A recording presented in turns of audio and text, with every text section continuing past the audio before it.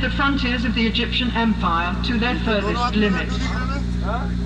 Standing in the water is a Nilometer, a gauge used by the ancient Egyptians to measure the rise of the annual flood, which occurred every summer. Farmers complained that they did all the work and the taxman got all the profit.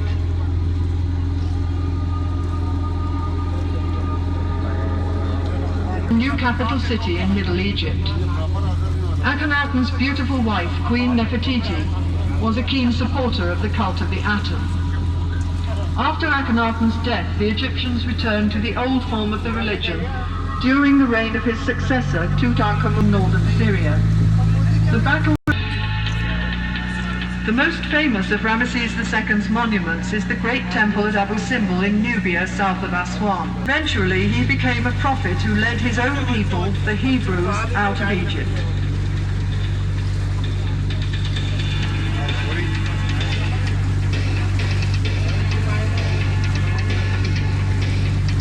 The grotesque dwarf god Bes was of every kind.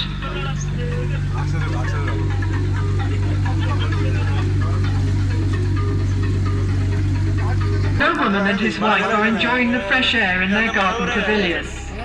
They are playing a game called Senet, a game for 2 players, a form of which is still played in Egypt today. Ploughing is the first operation in preparing the land for cultivation, and here we see the ploughman. Furrows are made with the broad-bladed mattock. The sower scatters the seed from a small bag or basket, and sheep follow the sower to press the seed into the tough soil with their feet. Beside the houses in the background are pigeon towers.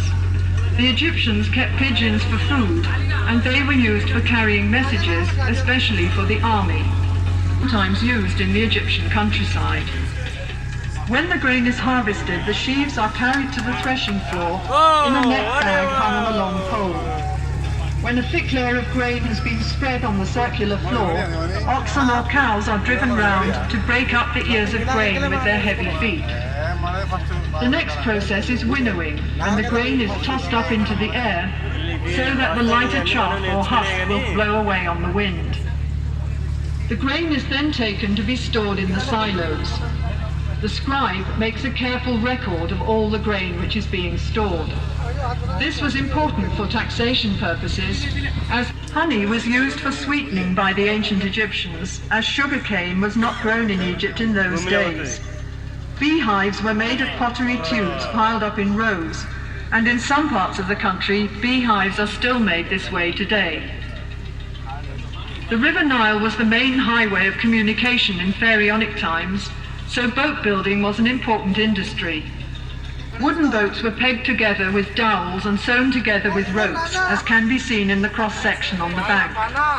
When the boat was put into the water, there was cages for small animals and birds. The Egyptians today still use the various parts of the palm tree for the same purposes, to frighten the fish into the net. Let's see if he's been lucky today.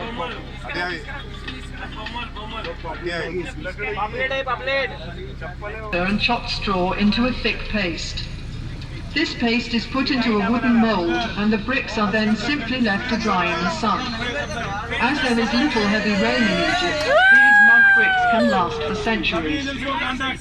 The houses of the ancient Egyptians, even the palace, covered with branches. The building was covered with a thick layer of mud, which acted as insulation against Egypt after the military campaigns of Thutmose III about 1450 BC, when captive glassmakers were brought here from Syria.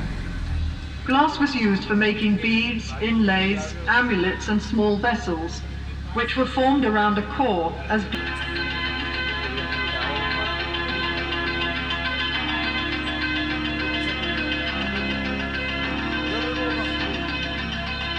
The Egyptians are also famous for mummifying their dead. Mummification is basically dehydration, and to speed up this process, the internal organs of the body were removed and preserved separately in the deserts of Egypt. The body was then cleaned and embalmed and wrapped in several layers of linen bandages. Amulets were put between the bandages to protect the mummy from harm. The whole process took 70 days.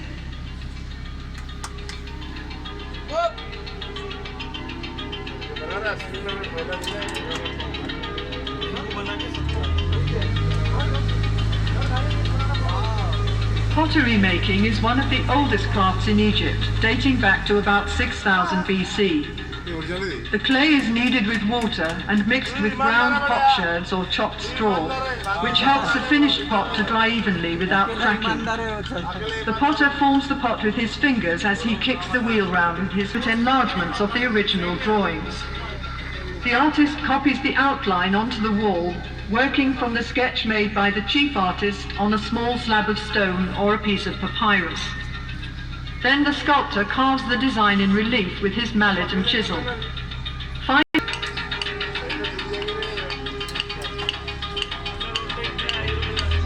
Rounding it off first on the front and then on the back.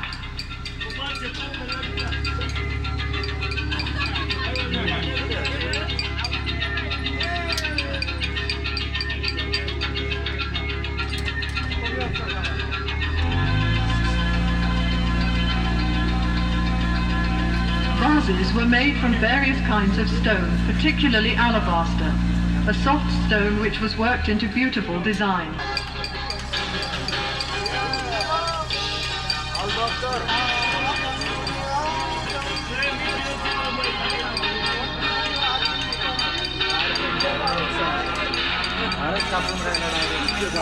The tools of the carpenter and joiner were made of copper, wood and bronze.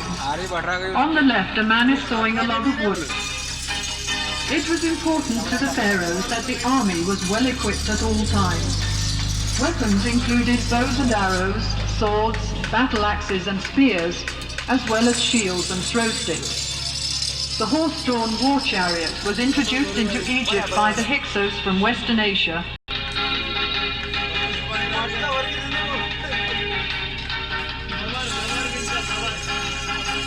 Perfumes were very popular in ancient Egypt.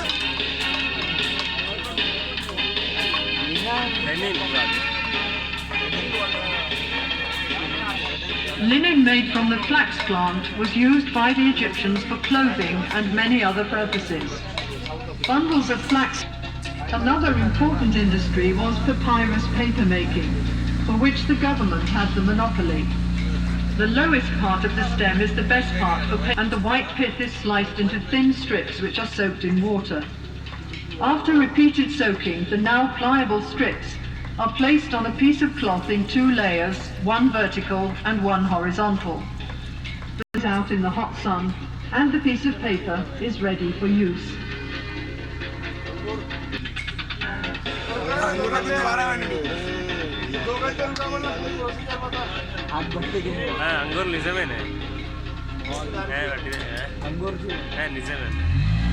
Good wine was appreciated in pharaonic times, and this scene shows the method of winemaking. Bunches of ripe grapes are taken to the vat where the grapes are trodden out, and the juice extracted is poured into large pottery jars to ferment. When this process is complete, the jars are sealed with a clay seal, which is stamped with the date and the name of the vineyard where the grapes were grown.